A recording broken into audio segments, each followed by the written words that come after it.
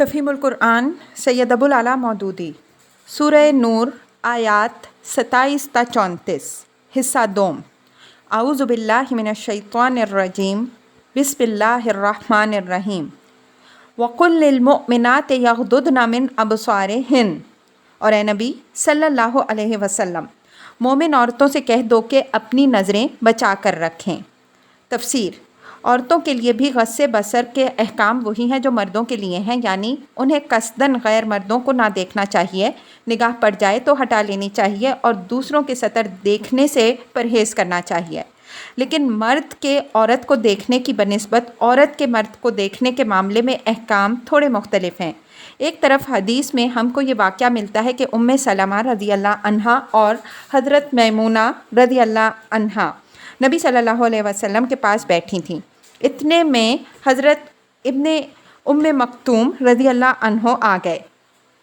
نبی صلی اللہ علیہ وسلم نے دونوں بیویوں سے فرمایا ان سے پردہ کرو۔ بیویوں نے عرض کیا یا رسول اللہ صلی اللہ علیہ وسلم کیا یہ اندھے نہیں ہیں؟ نہ ہمیں دیکھیں گے نہ پہچانیں گے۔ فرمایا کیا تم دونوں بھی اندھی ہو؟ کیا تم انہیں نہیں دیکھتی؟ حضرت ام سلمہ رضی اللہ عنہا تصریح کرتی ہیں کہ یہ واقعہ اس زمانے کا ہے جب پردے کا حکم آ چکا تھا۔ احمد، ابو داؤد، ترمذی اور اس کی تائید موطا کی یہ روایت کرتی ہے کہ حضرت عائشہ رضی اللہ عنہا کے پاس ایک نابینا آیا تو انہوں نے اس سے پردہ کیا۔ کہا گیا کہ آپ اس سے پردہ کیوں کرتی ہیں؟ تو آپ کو نہیں دیکھ سکتے۔ جواب میں ام المؤمنین رضی اللہ عنہا نے فرمایا میں تو اسے دیکھ سکتی ہوں۔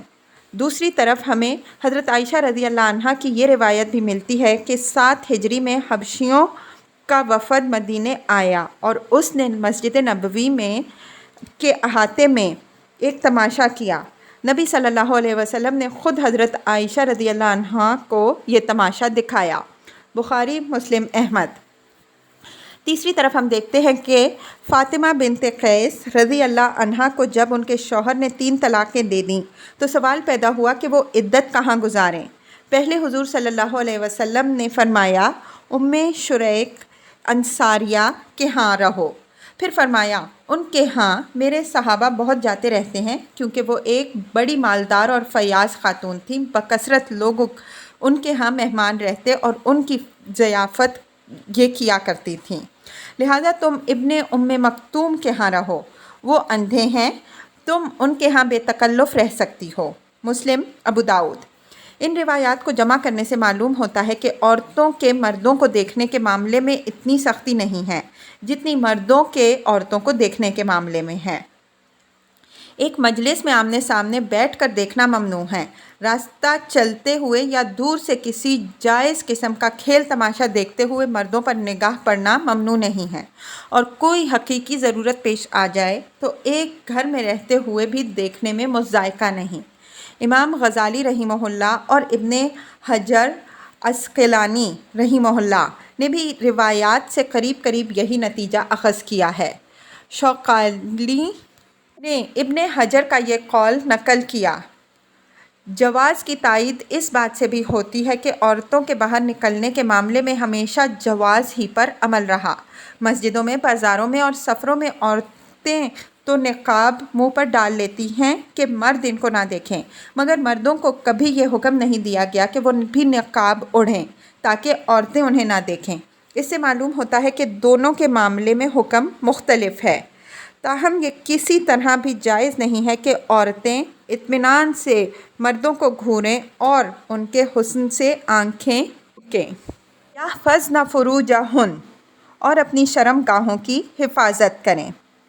تفسیر: یعنی ناجائز شہوت رانی سے پرہیز کریں اور اپنا سطر دوسروں کے سامنے کھولنے سے بھی۔ اس معاملے میں عورتوں کے لیے بھی وہی احکام ہیں جو مردوں کے لیے ہیں، لیکن عورت کے سطر کی حدود مردوں سے مختلف ہے۔ نیز عورت کا سطر مردوں کے لیے الگ ہے اور عورتوں کے لیے الگ۔ مردوں کے لیے عورت کا سطر ہاتھ اور منہ کے سوا ان کا پورا جسم ہے، جسے شوہر کے سوا کسی دوسرے مرد حتیٰ کہ باپ اور بھائی کے سامنے بھی نہ کھلنا چاہیے، اور عورت کو ایسا باریک یا چست لباس بھی نہ پہننا چاہیے جس سے بدن اندر سے جھلکے یا بدن کی ساخت نمایاں ہو۔ حضرت عائشہ رضی اللہ عنہا کی روایت ہے کہ ان کی بہن حضرت اسماء بنت ابی بکر رضی اللہ عنہا و رضی اللہ عنہ رسول اللہ صلی اللہ علیہ وسلم کے سامنے آئیں اور وہ باریک کپڑے پہنے ہوئے تھیں۔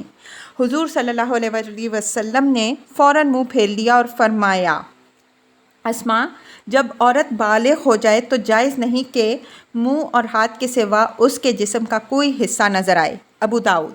اس قسم کا ایک اور واقعہ ابن جریر نے حضرت عائشہ رضی اللہ عنہا سے روایت کیا ہے کہ ان کے ہاں ان کے اخیافی بھائی عبداللہ بن طفیل کی صاحبزادی آئی ہوئی تھیں۔ رسول اللہ صلی اللہ علیہ وسلم گھر میں تشریف لائے تو انہیں دیکھ کر منہ پھیر لیا۔ حضرت عائشہ رضی اللہ عنہا نے عرض کیا، یا رسول اللہ صلی اللہ علیہ وسلم، یہ میری بھتیجی ہیں۔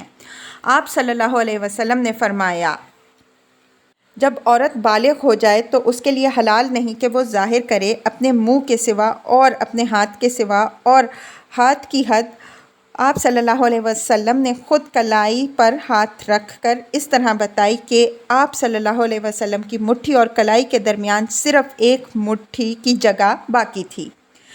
اس معاملے میں صرف اتنی رعایت ہے کہ اپنے محرم رشتہ داروں مثلاً باپ، بھائی وغیرہ کے سامنے عورت اپنے جسم کا اتنا حصہ کھول سکتی ہے جسے گھر کا کام کاج کرتے ہوئے کھولنے کی ضرورت پیش آتی ہے، جیسے آٹا گوندھتے ہوئے آستینیں اوپر چڑھا لینا یا گھر کا فرش دھوتے ہوئے پائنچے کچھ اوپر کر لینا۔ اور عورت کے لیے عورت کے سطر کے حدود وہی ہیں جو مرد کے لیے مرد کے سطر کے حدود ہیں، یعنی ناف اور گھٹنے کے درمیان کا حصہ۔ اس کا یہ مطلب نہیں ہے کہ عورتوں کے سامنے عورت نیم برہنہ رہے، بلکہ مطلب یہ ہے کہ ناف اور گھٹنے کے درمیان کا حصہ ڈھانکنا فرض ہے اور دوسرے حصوں کا ڈھانکنا فرض نہیں ہے۔ وَلَا يُبْدِينَ زِينَتَهُنَّ، اور اپنا بناؤ سنگھار نہ دکھائیں۔ تفسیر۔ یہ بات نگاہ میں رہے کہ شریعت الہی عورتوں سے صرف اتنا ہی مطالبہ نہیں کرتی جو مردوں سے اس نے کیا، یعنی نظر بچانا اور شرم گاہوں کی حفاظت کرنا، بلکہ وہ ان سے کچھ اور مطالبے بھی کرتی ہے جو اس نے مردوں سے نہیں کیے۔ اس سے صاف ظاہر ہے کہ اس معاملے میں عورت اور مرد یکساں نہیں ہیں۔ إِلَّا مَا ظَهَرَ مِنْهَا، مگر جو خود ظاہر ہو جائے۔ تفسیر۔ اس آیت کے مفہوم کو تفسیروں کے مختلف بیانات نے اچھا خاصا مبہم کر دیا ہے، ورنہ بجائے خود بات بالکل صاف ہے۔ پہلے فقرے میں ارشاد ہوا ہے کہ لا یبدین زینتہن، وہ اپنی آرائش و زیبائش کو ظاہر نہ کریں، اور دوسرے فقرے میں اللہ بول کر اس حکم کی نہیں سے جس چیز کو مستثنیٰ کیا گیا ہے وہ ہے ما ظہر منہا، جو کچھ اس آرائش و زیبائش میں سے ظاہر ہو جائے یا ظاہر ہو۔ اس سے صاف مطلب یہ معلوم ہوتا ہے کہ عورتوں کو خود اس کا اظہار اور اس کی نمائش نہیں کرنی چاہیے، البتہ جو آپ سے آپ ظاہر ہو جائے، جیسے چادر کا ہوا سے اڑ جانا اور زینت کا کھل جانا، یا جو آپ سے آپ ظاہر ہو جیسے وہ چادر جو اوپر اوڑھی جاتی ہے، کیونکہ بہرحال اس کا چھپانا تو ممکن نہیں ہے، اور عورت کے جسم پر ہونے کی وجہ سے بہرحال وہ بھی اپنے اندر ایک کشش رکھتی ہے، اس پر خدا کی طرف سے کوئی مواخذہ نہیں ہے۔ یہی مطلب اس آیت کا حضرت عبداللہ بن مسعود رضی اللہ عنہ، حسن بصری رحمہ اللہ، ابن سیرین اور ابراہیم نخعی نے بیان کیا ہے۔ اس کے برعکس بعض مفسرین نے ما ظہر منہا کا مطلب لیا ہے ما یظہرہ الانسان علی الجاریہ، جسے عادتاً انسان ظاہر کر دیتا ہے، اور پھر وہ اس میں منہ اور ہاتھوں کو ان کی تمام آرائشوں سمیت شامل کرتے ہیں، یعنی ان کے نزدیک یہ جائز ہے کہ عورت اپنے منہ کو اور سرمے اور سرخی پاؤڈر سے اور اپنے ہاتھوں کو انگوٹھی، چھلوں اور چوڑیوں اور کنگن وغیرہ سے آراستہ رکھ کر لوگوں کے سامنے کھولے پھرے۔ یہ مطلب ابن عباس رضی اللہ عنہ اور ان کے شاگردوں سے مروی ہے اور فقہائے حنفیہ کے ایک اچھے خاصے گروہ نے اسے قبول کیا ہے، لیکن ہم یہ سمجھنے سے بالکل قاصر ہیں کہ ما ظہرہ کے معنی ما یظہرو عربی زبان کے کس قاعدے سے ہو سکتے ہیں۔ ظاہر ہونے اور ظاہر کرنے میں کھلا ہوا فرق ہے، اور ہم دیکھتے ہیں کہ قرآن صریح طور پر ظاہر کرنے سے روک کر ظاہر ہونے کے معاملے میں رخصت دے رہا ہے۔ اس رخصت کو ظاہر کرنے کی حد تک وسیع کرنا قرآن کے بھی خلاف ہے اور ان روایات کے بھی خلاف جن سے ثابت ہوتا ہے کہ عہد نبوی صلی اللہ علیہ وسلم میں حکم حجاب آ جانے کے بعد عورتیں کھلے منہ نہیں پھرتی تھیں، اور حکم حجاب میں وہ منہ کا پردہ شامل تھا، اور احرام کے سوا دوسری تمام حالتوں میں نقاب کو عورتوں کے لباس کا ایک جز بنا دیا گیا تھا۔ پھر اس سے بھی زیادہ قابل تعجب بات یہ ہے کہ اس رخصت کے حق میں دلیل کے طور پر یہ بات پیش کی جاتی ہے کہ منہ اور ہاتھ عورت کے سطر میں داخل نہیں ہیں، حالانکہ سطر اور حجاب میں زمین و آسمان کا فرق ہے۔ سطر تو وہ چیز ہے جسے محرم مرد کے سامنے کھولنا بھی ناجائز ہے، رہا حجاب تو وہ سطر سے زائد ایک چیز ہے جسے عورتوں اور غیر محرم مردوں کے درمیان حائل کیا گیا ہے، اور یہاں بحث سطر کی نہیں بلکہ احکام حجاب کی ہے۔ وَلْيَضْرِبْنَ بِخُمُرِهِنَّ عَلَىٰ جُيُوبِهِنَّ، اور اپنے سینوں پر اپنی اوڑھنیاں کے آنچل ڈالے رہیں۔ تفسیر: زمانہ جاہلیت میں عورتیں سروں پر ایک طرح کے کساوے سے باندھے رکھتی تھیں، جن کی گراہ جوڑے کی طرح پیچھے چوٹی پر لگا دی جاتی تھی۔ سامنے گریبان کا ایک حصہ کھلا رہتا تھا جس سے گلا اور سینے کا بالائی حصہ صاف نمایاں ہوتا تھا۔ چھاتیوں پر قمیص کے سوا اور کوئی چیز نہ ہوتی تھی، اور پیچھے دو دو تین تین چوٹیاں لہراتی رہتی تھیں۔ اس آیت کے نزول کے بعد مسلمان عورتوں میں دوپٹہ رائج کیا گیا، جس کا مقصد یہ نہیں تھا کہ آج کل کی صاحبزادیوں کی طرح بس اسے بل دے کر گلے کا ہار بنا لیا جائے، بلکہ یہ تھا کہ اسے اوڑھ کر سر، کمر، سینہ سب اچھی طرح ڈھانک لیے جائیں۔ اہل ایمان خواتین نے قرآن کا یہ حکم سنتے ہی فوراً جس طرح اس کی تعمیل کی، اس کی تعریف کرتے ہوئے حضرت عائشہ رضی اللہ عنہا فرماتی ہیں کہ جب سورہ نور نازل ہوئی تو رسول اللہ صلی اللہ علیہ وسلم سے اس کو سن کر لوگ اپنے گھروں کی طرف پلٹے، اور جا کر انہوں نے اپنی بیویوں، بیٹیوں، بہنوں کو اس کی آیات سنائیں۔ انصار کی عورتوں میں سے کوئی ایسی نہ تھی جو آیت وَلْيَضْرِبْنَ بِخُمُرِهِنَّ عَلَىٰ جُيُوبِهِنَّ کے الفاظ سن کر اپنی جگہ بیٹھی رہ گئی ہو۔ ہر ایک اٹھی، اور کسی نے اپنا کمر پٹا کھول کر اور کسی نے چادر اٹھا کر فوراً اس کا دوپٹہ بنایا اور اوڑھ لیا۔ دوسرے روز صبح کی نماز کے وقت جتنی عورتیں مسجد نبوی صلی اللہ علیہ وسلم میں حاضر ہوئیں، سب دوپٹے اوڑھے ہوئے تھیں۔ اسی سلسلے کی ایک اور روایت میں حضرت عائشہ رضی اللہ عنہا مزید تفصیل یہ بتاتی ہیں کہ عورتوں نے باریک کپڑے چھوڑ کر اپنے موٹے موٹے کپڑے چھانٹے اور ان کے دوپٹے بنائے۔ یہ بات کہ دوپٹہ باریک کپڑے کا ہونا چاہیے، ان احکام کے مزاج اور مقصد پر غور کرنے سے خود ہی آدمی کی سمجھ میں آ جاتی ہے۔ چنانچہ انصار کی خواتین نے حکم سنتے ہی سمجھ لیا کہ اس کا منشا کس طرح کے کپڑے کا دوپٹہ بنانا سے پورا ہو سکتا ہے، لیکن صاحب شریعت صلی اللہ علیہ وسلم نے اس بات کو بھی صرف لوگوں کے فہم پر نہیں چھوڑ دیا بلکہ خود اس کی تصریح فرما دی۔ دہیہ کلبی رضی اللہ عنہ کہتے ہیں کہ نبی صلی اللہ علیہ وسلم کے پاس مصر کی بنی ہوئی باریک ململ آئی۔ آپ صلی اللہ علیہ وسلم نے اس میں سے ایک ٹکڑا مجھے دیا اور فرمایا، ایک حصہ پھاڑ کر اپنا کرتا بنا لو اور ایک حصہ اپنی بیوی کو دوپٹہ بنانے کے لیے دے دو، مگر اس سے کہہ دینا کہ اس کے نیچے ایک اور کپڑا لگا لیں تاکہ جسم کی ساخت اندر سے نہ جھلکے۔ وَلَا يُبْدِينَ زِينَتَهُنَّ إِلَّا لِبُعُولَتِهِنَّ، نہ اپنا بناؤ سنگھار ظاہر کریں مگر ان لوگوں کے سامنے، مثلاً شوہر۔ تفسیر: یعنی جس حلقے میں ایک عورت اپنی پوری زینت کے ساتھ آزادی کے ساتھ رہ سکتی ہے وہ ان لوگوں پر مشتمل ہے۔ اس حلقے سے باہر جو لوگ بھی ہیں، خواہ وہ رشتہ دار ہوں یا اجنبی، بہرحال ایک عورت کے لیے جائز نہیں ہے کہ وہ ان کے سامنے زیب و زینت کے ساتھ آئے۔ وَلَا يُبْدِينَ زِينَتَهُنَّ إِلَّا مَا ظَهَرَ مِنْهَا کے فقرے میں جو حکم دیا گیا تھا، اس کا مطلب یہاں کھول دیا گیا ہے کہ اس محدود حلقے سے باہر جو لوگ بھی ہوں ان کے سامنے ایک عورت کو اپنی آرائش قصداً یا بے پرواہی کے ساتھ خود نہ ظاہر کرنی چاہیے، البتہ جو ان کی کوشش کے باوجود یا ان کے ارادے کے بغیر ظاہر ہو جائے یا جس کا چھپانا ممکن نہ ہو وہ اللہ کے ہاں معاف ہے۔ او آبائہن، یا اپنے باپوں کے سامنے، او آباء بعولتہن، شوہروں کے باپوں کے سامنے۔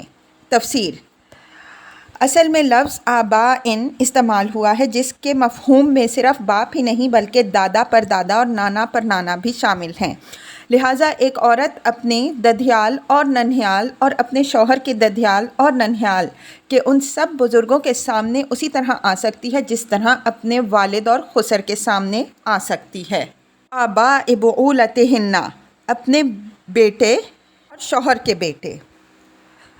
تفسیر: بیٹوں میں پوتے پر پوتے اور نواسے پر نواسے بھی شامل ہیں اور اس معاملے میں سگے سوتیلے کا کوئی فرق نہیں ہے۔ اپنے سوتیلے بچوں کی اولاد کے سامنے اسی طرح آزادی کے ساتھ اظہار زینت کر سکتی ہے جس طرح خود اپنی اولاد اور اولاد کی اولاد کے سامنے کرتی ہے۔ اخوانہن، اپنے بھائیوں کے سامنے۔ تفسیر: بھائیوں میں سگے اور سوتیلے اور ماں جائے بھائی سب شامل ہیں۔ بنی اخوانہن، بھائیوں کے بیٹوں کے سامنے۔ تفسیر: بھائی بہنوں کے بیٹوں سے مراد تینوں قسم کے بھائی بہنوں کی اولاد ہے، یعنی ان کے پوتے پر پوتے اور نواسے پر نواسے سب اس میں شامل ہیں۔ او بنی اخواتہن، بہنوں کے بیٹے۔ تفسیر: یہاں چونکہ رشتہ داروں کا حلقہ ختم ہو رہا ہے اور آگے غیر رشتہ دار لوگوں کا ذکر ہے، اس لیے آگے بڑھنے سے پہلے 3 مسائل کو اچھی طرح سمجھ لینا چاہیے، کیونکہ ان کو نہ سمجھنے سے متعدد الجھنیں واقع ہوتی ہیں۔ پہلا مسئلہ یہ ہے کہ بعض لوگ اظہار زینت کی آزادی کو صرف ان رشتہ داروں تک محدود سمجھتے ہیں جن کا نام یہاں لیا گیا ہے، باقی سب لوگوں کو حتیٰ کہ سگے چچوں اور سگے ماموں تک کو ان رشتہ داروں میں شمار کرتے ہیں جن سے پردہ کیا جانا چاہیے، اور دلیل یہ دیتے ہیں کہ ان کے نام قرآن میں نہیں آئے، لیکن یہ بات صحیح نہیں ہے۔ سگے چچا اور ماموں تو درکنار، نبی صلی اللہ علیہ وسلم نے تو رضاعی چچا اور ماموں سے بھی پردہ کرنے کی حضرت عائشہ رضی اللہ عنہا کو اجازت نہ دی۔ صحیح ستہ اور مسند احمد میں حضرت عائشہ رضی اللہ عنہا کی اپنی روایت ہے کہ ابوالقیس کے بھائی افلا ان کے گھر آئے اور اندر آنے کی اجازت طلب کی۔ چونکہ پردے کا حکم آ چکا تھا اس لیے حضرت عائشہ رضی اللہ عنہا نے اجازت نہ دی۔ انہوں نے کہلا بھیجا کہ تم تو میری بھتیجی ہو کیونکہ میرے بھائی ابوالقیس کی بیوی کا تم نے دودھ پیا ہے، لیکن حضرت عائشہ رضی اللہ عنہا کو اس میں تأمل تھا کہ یہ رشتہ دار بھی ہیں جن کے سامنے پردہ اٹھا دینے کی اجازت ہے۔ اتنے میں رسول اللہ صلی اللہ علیہ وسلم تشریف لے آئے اور آپ صلی اللہ علیہ وسلم نے فرمایا کہ وہ تمہارے پاس آ سکتے ہیں۔ اس سے معلوم ہوا کہ نبی صلی اللہ علیہ وسلم نے خود اس آیت کو اس معنی میں نہیں لیا ہے کہ اس میں جن جن رشتہ داروں کا ذکر ہے ان سے پردہ نہ ہو اور باقی سب سے پردہ ہو، بلکہ آپ صلی اللہ علیہ وسلم نے اس سے یہ اصول اخذ کیا ہے کہ جن جن رشتہ داروں سے ایک عورت کا نکاح حرام ہے وہ سب اسی آیت کے حکم میں داخل ہیں، مثلاً چچا، ماموں، داماد، رضاعی رشتہ دار۔ تابعین میں سے حضرت حسن بصری رحمہ اللہ نے بھی یہی رائے ظاہر کی ہے اور اسی کی تائید علامہ ابو بکر حساس نے احکام القرآن میں فرمائی ہے۔ دوسرا مسئلہ یہ ہے کہ جن رشتہ داروں سے ابدی حرمت کا رشتہ نہ ہو، یعنی جن سے ایک کنواری یا بیوہ عورت کا نکاح جائز ہو، تو وہ نہ تو محرم رشتہ داروں کے حکم میں ہیں کہ عورتیں بے تکلف ان کے سامنے اپنی زینت کے ساتھ آئیں، اور نہ بالکل اجنبیوں کے حکم میں ہیں کہ عورتیں ان سے ویسا ہی مکمل پردہ کریں جیسا غیروں سے کیا جاتا ہے۔ ان دونوں انتہاؤں کے درمیان ٹھیک ٹھیک کیا رویہ ہونا چاہیے یہ شریعت میں متعین نہیں کیا گیا ہے، کیونکہ اس کا تعین ہو نہیں سکتا۔ اس کے حدود مختلف رشتہ داروں کے معاملے میں ان کی عمر، عورت کی عمر، خاندانی تعلقات و روابط اور فریقین کے حالات، مثلاً مکان کا مشترک ہونا یا الگ الگ مکانوں میں رہنا کے لحاظ سے لا محالہ مختلف ہوں گے اور ہونے چاہئیں۔ اس معاملے میں نبی صلی اللہ علیہ وسلم کا اپنا طرز عمل جو کچھ تھا، اس سے ہم کو یہی رہنمائی ملتی ہے۔ بکثرت احادیث سے ثابت ہے کہ حضرت اسماء بنت ابی بکر رضی اللہ عنہا جو نبی صلی اللہ علیہ وسلم کی سالی تھیں، آپ صلی اللہ علیہ وسلم کے سامنے ہوتی تھیں اور آخر وقت تک آپ صلی اللہ علیہ وسلم اور ان کے درمیان کم از کم چہرے اور ہاتھوں ہی کی حد تک کوئی پردہ نہ تھا۔ حجۃ الوداع نبی صلی اللہ علیہ وسلم کی وفات سے صرف چند مہینے پہلے کا واقعہ ہے اور اس وقت بھی یہی حالت تھی۔ اسی طرح حضرت ام ہانی رضی اللہ عنہا جو ابو طالب کی صاحبزادی تھیں اور نبی صلی اللہ علیہ وسلم کی چچا زاد بہن تھیں، آخر وقت تک حضور صلی اللہ علیہ وسلم کے سامنے ہوتی تھی اور کم از کم منہ اور چہرے کا پردہ انہوں نے آپ صلی اللہ علیہ وسلم سے کبھی نہیں کیا۔ فتح مکہ کے موقع پر ایک واقعہ وہ خود بیان کرتی ہیں جس سے اس کا ثبوت ملتا ہے۔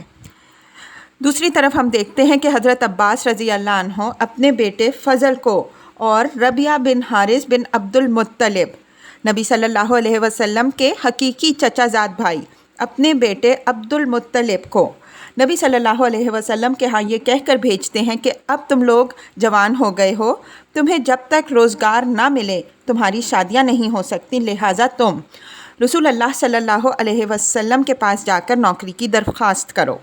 یہ دونوں حضرت زینب رضی اللہ عنہا کے مکان پر حضور صلی اللہ علیہ وآلہ وسلم کی خدمت میں حاضر ہوتے ہیں۔ حضرت زینب رضی اللہ عنہا فضل رضی اللہ عنہ کی حقیقی پھوپھی زاد بہن ہیں اور عبد المطلب بن ربیعہ کے والد سے بھی ان کا وہی رشتہ ہے جو فضل رضی اللہ عنہ کا ہے، لیکن وہ ان دونوں کے سامنے نہیں ہوتی اور حضور صلی اللہ علیہ وآلہ وسلم کی موجودگی میں ان کے ساتھ پردے کے پیچھے سے بات کرتی ہیں۔ ان دونوں قسم کے واقعات کو ملا کر دیکھا جائے تو مسئلے کی صورت وہی کچھ سمجھ آتی ہے جو اوپر ہم بیان کرائے ہیں۔ تیسرا مسئلہ یہ ہے کہ جہاں رشتے میں شبہ پڑ جائے وہاں محرم رشتہ دار سے بھی احتیاطاً پردہ کرنا چاہیے۔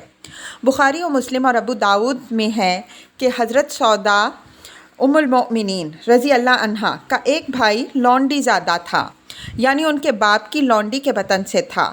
ان کے متعلق حضرت سعد بن ابی وقاص رضی اللہ عنہ کو ان کے بھائی عتبہ نے وصیت کی کہ اس لڑکے کو اپنا بھتیجا سمجھ کر اس کی سرپرستی کرنا، کیونکہ وہ دراصل میرے نطفے سے ہے۔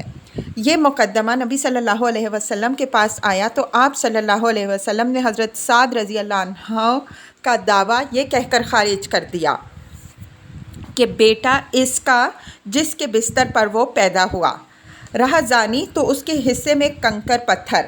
لیکن ساتھ ہی آپ صلی اللہ علیہ وسلم نے حضرت سودا رضی اللہ عنہا سے فرمایا کہ اس لڑکے سے پردہ کرنا، کیونکہ یہ اطمینان نہ رہا تھا کہ واقعی ان کا وہ بھائی ہے۔ نسائہن اپنے میل جول کی عورتیں۔ تفسیر: اصل میں نسائہن استعمال ہوا ہے جس کا لفظی ترجمہ ہے ان کی عورتیں۔ اس سے کون عورتیں مراد ہیں یہ بحث تو بات کی ہے۔ سب سے پہلے جو بات قابل غور اور قابل توجہ ہے وہ یہ ہے کہ محض عورتوں النساء کا لفظ استعمال نہیں کیا، جس سے مسلمان عورت کے لیے تمام عورتوں اور ہر قسم کی عورتوں کے سامنے بے پردہ ہونا، اظہار زینت کرنا جائز ہو جاتا، بلکہ نسائہن کہہ کر عورتوں کے ساتھ اس کی آزادی کو بہرحال ایک خاص دائرے تک محدود کر دیا، قطع نظر اس سے کہ وہ دائرہ کوئی سا ہو۔ اب رہا یہ سوال کہ یہ کون سا دائرہ ہے اور وہ کون سی عورتیں ہیں جن پر لفظ نسائہن کا اطلاق ہوتا ہے۔ اس میں فقہاء اور مفسرین کے اقوال مختلف ہیں۔ ایک گروہ کہتا ہے کہ اس سے مراد صرف مسلمان عورتیں ہیں۔ غیر مسلم عورتیں خواہ وہ ذمی ہوں یا کسی اور قسم کی، ان سے مسلمان عورتوں کو اسی طرح پردہ کرنا چاہیے جس طرح مردوں سے کیا جاتا ہے۔ ابن عباس رضی اللہ عنہ، مجاہد اور ابن جریح کی رائے یہی ہے، اور یہ لوگ اپنی تائید میں یہ واقعہ بھی پیش کرتے ہیں کہ حضرت عمر رضی اللہ عنہ نے حضرت ابو عبیدہ رضی اللہ عنہ کو لکھا، میں نے سنا ہے کہ مسلمانوں کی بعض عورتیں غیر مسلم عورتوں کے ساتھ حماموں میں جانے لگی ہیں، حالانکہ جو عورت اللہ اور یوم آخرت پر ایمان رکھتی ہو اس کے لیے یہ حلال نہیں ہے کہ اس کے جسم پر اس کے اہل ملت کے سوا کسی اور کی نظر پڑے۔ یہ خط جب حضرت ابو عبیدہ رضی اللہ عنہ کو ملا تو وہ ایک دم گھبرا کر اٹھ گئے اور کہنے لگے خدایا جو مسلمان عورت محض گوری ہونے کے لیے ان حماموں میں جائے اس کا منہ آخرت میں کالا ہو جائے۔ دوسرا گروہ کہتا ہے کہ اس سے مراد تمام عورتیں ہیں۔ امام رازی رحمہ اللہ کے نزدیک یہی صحیح مذہب ہے، لیکن یہ بات سمجھ میں نہیں آتی کہ اگر فی الواقع اللہ تعالیٰ کا منشا بھی یہی تھا تو پھر نسائہن کہنے کا کیا مطلب؟ اس صورت میں تو محض النسائن کہنا چاہیے۔ تیسرا رائے یہ ہے کہ، اور یہی سب سے معقول ہے اور قرآن کے الفاظ سے بھی قریب تر ہے، کہ اس سے دراصل ان کے میل جول کی عورتیں، ان کی جانی بوجھی عورتیں، ان سے تعلقات رکھنے والی اور ان کے کام کاج میں حصہ لینے والی عورتیں مراد ہیں، خواہ وہ مسلم ہوں یا غیر مسلم، اور مقصود ان عورتوں کو اس دائرے سے خارج کرنا ہے جو یا تو اجنبی ہوں کہ ان کے اخلاق و تہذیب کا حال معلوم نہ ہو، یا جن کے ظاہری حالات مشتبہ ہوں اور ان پر اعتماد نہ کیا جا سکے۔ اس رائے کی تائید ان صحیح احادیث سے بھی ہوتی ہے جن میں نبی صلی اللہ علیہ وسلم کی ازواج مطہرات کے پاس ذمی عورتوں کی حاضری کا ذکر آتا ہے۔ اس معاملے میں اصل چیز جس کا لحاظ کیا جائے گا وہ مذہبی اختلاف نہیں بلکہ اخلاقی حالت ہے۔ شریف، باحیا اور نیک اتوار عورتیں جو معروف اور قابل اعتماد خاندانوں سے تعلق رکھنے والی ہوں، ان سے مسلمان عورتیں پوری طرح بے تکلف ہو سکتی ہیں، خواہ وہ غیر مسلم ہی کیوں نہ ہوں، لیکن بے حیا، آبرو باختہ اور بد اتوار عورتیں خواہ مسلمان ہی کیوں نہ ہوں، ہر شریف عورت کو ان سے پردہ کرنا چاہیے، کیونکہ اخلاق کے لیے ان کی صحبت غیر مردوں کی صحبت سے کچھ کم تباہ کن نہیں۔ رہیں انجانی عورتیں جن کی حالت معلوم نہیں ہے، تو ان سے ملاقات کی حد ہمارے نزدیک وہی ہے جو غیر محرم رشتہ داروں کے سامنے آزادی کی زیادہ سے زیادہ حد ہو سکتی ہے، یعنی یہ کہ عورت صرف منہ اور ہاتھ ان کے سامنے کھولے، باقی اپنا سارا جسم اور آرائش چھپا کر رکھے۔ او ما ملکت ایمانہن، اپنے مملوک۔ تفسیر۔ اس حکم کا مطلب سمجھنے میں بھی فقہاء کے درمیان اختلاف واقع ہوا ہے۔ ایک گروہ وہ اس سے مراد صرف وہ لونڈیاں لیتا ہے جو کسی عورت کی ملک میں ہوں۔ ان حضرات کے نزدیک ارشاد الہی کا مطلب یہ ہے کہ لونڈی خواہ مشرکہ ہو یا اہل کتاب میں سے، مسلمان مالکہ اس کے سامنے تو اظہار زینت کر سکتی ہے، مگر غلام، چاہے وہ عورت کا اپنا مملوک ہی کیوں نہ ہو، پردے کے معاملے میں اس کی حیثیت وہی ہے جو کسی آزاد اجنبی مرد کی ہے۔ یہ عبداللہ بن مسعود رضی اللہ عنہ، مجاہد، حسن بصری، ابن سیرین، سعید بن مسیب، طاؤس اور امام ابو حنیفہ رحمہ اللہ کا مذہب ہے، اور ایک قول امام شافعی رحمہ اللہ کا بھی اسی کی تائید میں ہے۔ ان بزرگوں کا استدلال یہ ہے کہ غلام کے لیے اس کی مالکہ محرم نہیں ہے، اگر وہ آزاد ہو جائے تو اپنی اسی سابقہ مالکہ سے نکاح کر سکتا ہے، لہٰذا محض غلامی اس امر کا سبب نہیں بن سکتی کہ عورت اس کے سامنے وہی آزادی برتے جس کی اجازت محرم مردوں کے سامنے برتنے کے لیے دی گئی ہے۔ رہا یہ سوال کہ ما ملکت ایمانہن کے الفاظ عام ہیں جو لونڈی اور غلام دونوں کے لیے استعمال ہوتے ہیں، پھر اسے لونڈیوں کے لیے خاص کرنے کی کیا دلیل ہے؟ اس کا جواب وہ یہ دیتے ہیں کہ یہ الفاظ اگرچہ عام ہیں مگر موقع و محل اس کا مفہوم لونڈیوں کے لیے خاص رہا ہے۔